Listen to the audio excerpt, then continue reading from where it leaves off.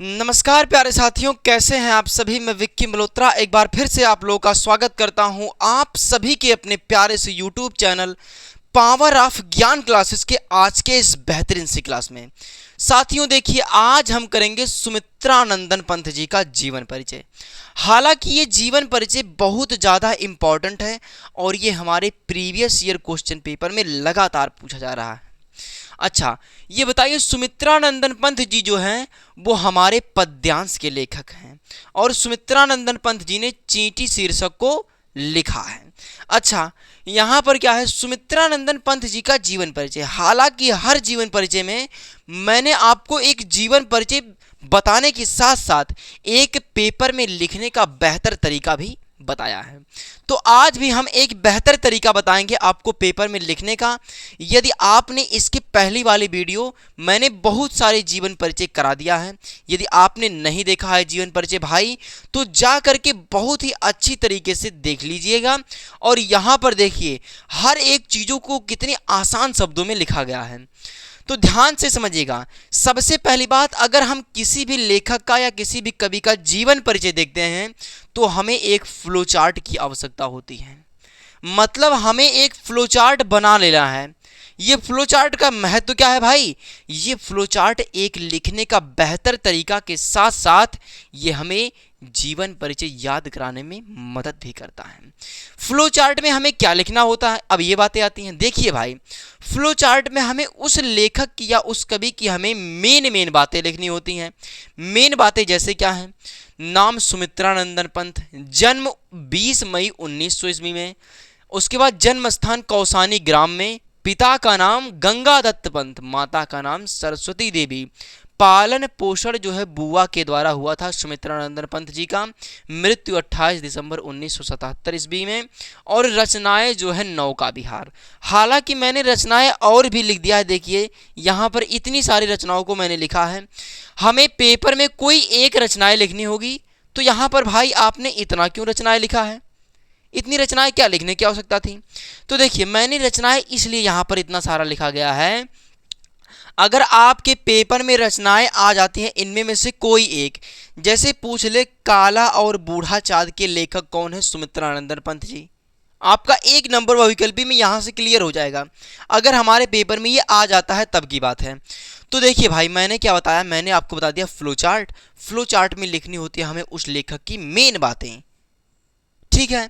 अच्छा, flow chart हमारी क्या सहायता करता है? फ्लो चार्ट भाई ये एक पेपर में लिखने का बेहतर तरीका होता है।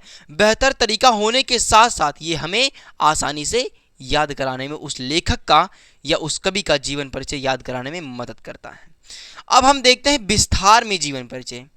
अब विस्तार में हमें कैसे लिखना होता है, तो देखिए सबसे पहले यहाँ पर हेडिंग डालेंगे जीवन परिचय, उसके ऊपर हम लिखेंगे जिसका हमें जीवन परिचय लिखना होता है। तो देखिए, कोमल एवं सुकुमार भावनाओं के कवि सुमित्रानंदन पंत जी का जन्म क्या है? कुर्मांचल प्रदेश के अल्मोड़ा जिले के कौसानी ग्राम में सन 1900 ईस्वी में हुआ था। तो देखिए यहाँ पर एक बात आप ध्यान रखिएगा, यहाँ पर एक बात और समझ लीजिएगा, उसको आप ध्यान में रखिएगा भाई। देखिए यहाँ पर जैसे क्या है, कुर्मांचल लिखा है, अल्मोड़ा लिखा है, कौसानी लिखा है और सन 1900 ईस्वी में। मतलब ये जो है यहाँ पर इन वर्ड्स को हमें हाईलाइट करके लिखना है। हाईलाइट करके सर क्यों लिखना है? क्योंकि भाई देखिए यहाँ पर इसको हाईलाइट करने का एक रीज़न है, क्योंकि अगर आप इनको हाईलाइट करके लिखेंगे तो एग्जामिनर का जो ध्यान है वो इसी को ओर जाएगा, और एग्जामिनर इन सभी चीज़ों को देख लेगा ना भाई, तो समझ जाएगा कि हाँ बच्चा होशियार है। और भाई यहाँ पर आपने मेन बातों को क्या कर देना है? हाईलाइट करना है काले पेन से, और इन सभी को नीले पेन से लिखना है। तो देखिए उसके बाद क्या है, सन 1900 ईस्वी में हो गया था इनका जन्म। इनके पिता का नाम गंगादत्त पंत था। किसके पिता का नाम? सुमित्रानंदन पंत जी के पिता का नाम। इनके जन्म के कुछ ही घंटों बाद इनकी माता का निधन हो गया। मतलब सुमित्रानंदन पंत जी के जन्म के बाद कुछ ही घंटों बाद इनकी माता जी का निधन हो गया, इतने विकट स्थितियों में। उसके बाद क्या है, प्रारंभिक शिक्षा पूर्ण कर 1919 ईस्वी में प्रयाग के म्योर सेंट्रल कॉलेज में अध्ययन के लिए प्रवेश किया। कौन अध्ययन के लिए प्रवेश किया? सुमित्रानंदन पंत जी। किंतु गांधी जी के असहयोग आंदोलन से प्रभावित होकर के विद्यालय को छोड़ दिया।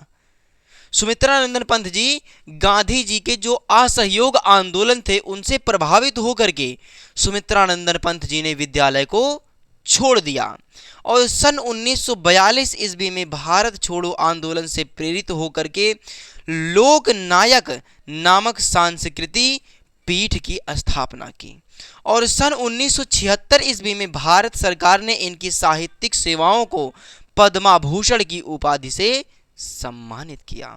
उसके बाद क्या है, इनकी जो कृति है वो चिदंबरा पर इनको भारतीय ज्ञानपीठ पुरस्कार मिला। सुमित्रानंदन पंत जी को चिदंबरा के लिए भारतीय ज्ञानपीठ पुरस्कार मिला। सन 28 दिसंबर 1977 ईस्वी में इनका निधन हो गया सुमित्रानंदन पंत जी का।